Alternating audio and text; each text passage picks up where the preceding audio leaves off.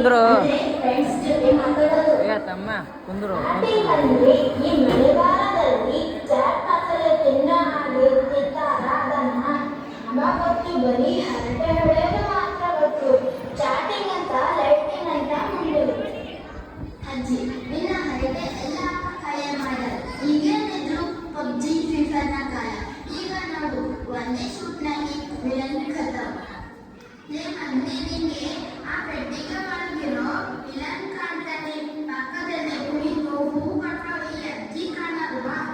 ಕಣ್ಣು ಹೋಗುತ್ತೆ ಹುಷಾರ್, ಆಮೇಲೆ ನಿನ್ ಖತಮ್.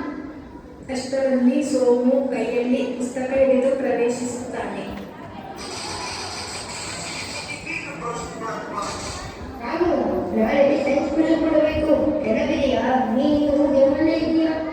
ಓ ಸೋಮು ಬಂದ್ಯಾ? ಸ್ವಲ್ಪ ಇರು, ಈ ಲೆವೆಲ್ ಮುಗಿಸ್ಬಿಡ್ತೀನಿ. ಮೊಬೈಲ್ ಇಲ್ಲದಿದ್ರೆ ಲೆಫ್ಟೇ ಹೋಗ್ಕಣೋ. ರಾಮು, ನಿನ್ನಲ್ಲಿ ಮೊಬೈಲ್ ಹುಚ್ಚು ನೋಡಿದ್ರೆ ಒಂದೊಂದು ದಿನ ನಿನ್ನ ಮದುವೆ ಫೋಟೋ ನೀನೇ ತಗೋತೀಯ ಅನಿಸುತ್ತದೆ. ನಿನ್ನ ಉಸಿರಾಟ ಶ್ವಾಸಕೋಶದಲ್ಲಿ ವೈಫೈ ಸಿಗ್ನಲ್ ಆಗಿದೆ. ನೀನು ಏನೇ ಅಂದರೂ ಗೂಗಲ್ ತಾಯಿಯ ಮುಂದೆ ನಿನ್ನ ಪುಸ್ತಕಗಳ ಟೇಸ್ಟ್. ನನಗೇನೋ ಗೊತ್ತು, ಪುಸ್ತಕದ ಟೇಸ್ಟ್. ಕಾರು ಮುಂದಾಗುತ್ತೆ ನಿನ್ನ ಲೈಫ್ ವೇಸ್ಟ್. ಆಗ ನಿನ್ನ ಮೊಬೈಲ್ಗೆ ಸಿಗುತ್ತೆ ಬೆಸ್ಟ್. ನಮ್ಮ HM ಬೆಸ್ಟ್. ಕ್ಲಾಸಲ್ಲಿ ನಮ್ಮ ಮಿಸ್ಸಸ್ ಕೊಡುತ್ತಾರೆ ಅವಾಗವಾಗ ಬೆಸ್ಟ್.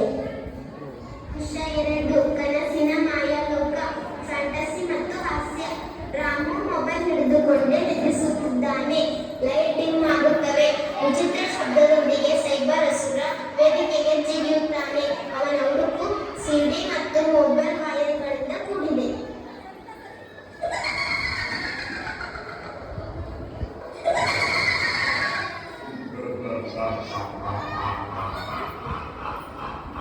ನಾನು ಸೈಬರ್ ಅಸುರ.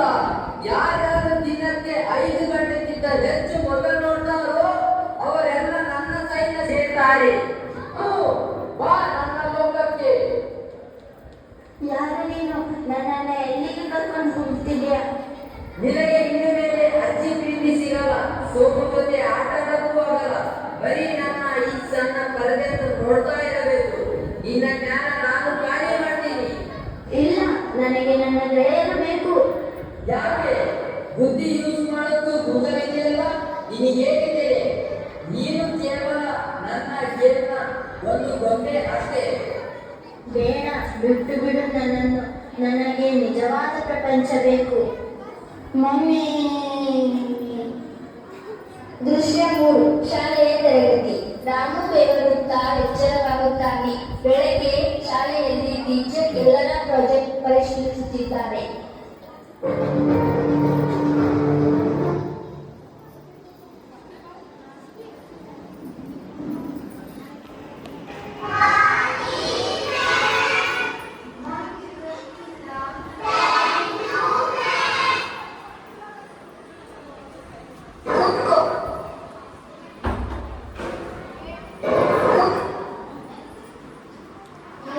ನಿನ್ನ ಪ್ರಾಜೆಕ್ಟ್ ಅಲ್ಲಿ ಯಾಕೆ ಬರೀ ಖಾಲಿ ಹಳೆ ತಂದಿದ್ದೀಯಾ? ಸಾರಿ ಟೀಚರ್, ನಿನ್ನೆ ರಾತ್ರಿ ಒಂದು ಭಯಾನಕ ಕನಸು ಬಿತ್ತು. ನಾನು ಮೊಬೈಲ್ ಕೈಯಲ್ಲಿರೋ ಗೊಂಬೆ ಆಗಿದ್ದೆ. ರಾಮು, ತಂತ್ರಜ್ಞಾನ ನಮಗೆ ಸಹಾಯ ಮಾಡಬೇಕೆ ಹೊರತು ಅದು ನಮ್ಮನ್ನು ಆಳಬಾರದು. ಹೌದು ಟೀಚರ್, ಇವತ್ತು ನಾವು ಮೊಬೈಲ್ ಡೇಟಾ ಬಗ್ಗೆ ತಲೆಕೆಡಿಸಿಕೊಳ್ಳುತ್ತೇವೆ ಹೊರತು ಪಕ್ಕದಲ್ಲಿರುವ ಗೆಳೆಯರ ಬಗ್ಗೆ ಅಲ್ಲ. ಫೇಸ್ಬುಕ್ನಲ್ಲಿ ಸಾವಿರಾರು ಫ್ರೆಂಡ್ಸ್ ಇರೋದಕ್ಕಿಂತ ನಾವು ಬಿದ್ದಾಗ ಎದ್ದೋಕೆ ಪಕ್ಕದಲ್ಲಿ ಒಬ್ಬ ಗೆಳೆಯ ಇರೋದು ಮುಖ್ಯ. ಸರಿಯಾಗಿ ಹೇಳಿದೆ ಸೋಮು. ಗೂಗಲ್ನಲ್ಲಿ ಸಿಗುವುದು ಕೇವಲ ಮಾಹಿತಿ, ಆದರೆ ಗುರುಗಳಿಂದ ಮತ್ತು ಅನುಭವದಿಂದ ಸಿಗುವುದು ಜ್ಞಾನ. ದೃಶ್ಯ 4. ನೀತಿ ಸಾರ. ಎಲ್ಲ ಪಾತ್ರಗಳು ವೇದಿಕೆಯ ಮುಂಭಾಗಕ್ಕೆ ಸಾಲಾಗಿ ಬರುತ್ತಾರೆ. ಅಜ್ಜಿ ಮಧ್ಯದಲ್ಲಿ ಇರುತ್ತಾರೆ. ನೋಡಿದ್ರ ಮಕ್ಕಳ, ನಿಜ ಮುಗಿದ್ರೆ ಮತ್ತೆ ಮಾಡಿಸಬಹುದು. ಆದರೆ ಜೀವನದ ಸಮಯ ಮುಗಿದ್ರೆ ಯಾವ ಅಂಗಡಿಯಲ್ಲೂ ಸಿಗಲ್ಲ. ಅದಕ್ಕೆ ಸಮಯವನ್ನು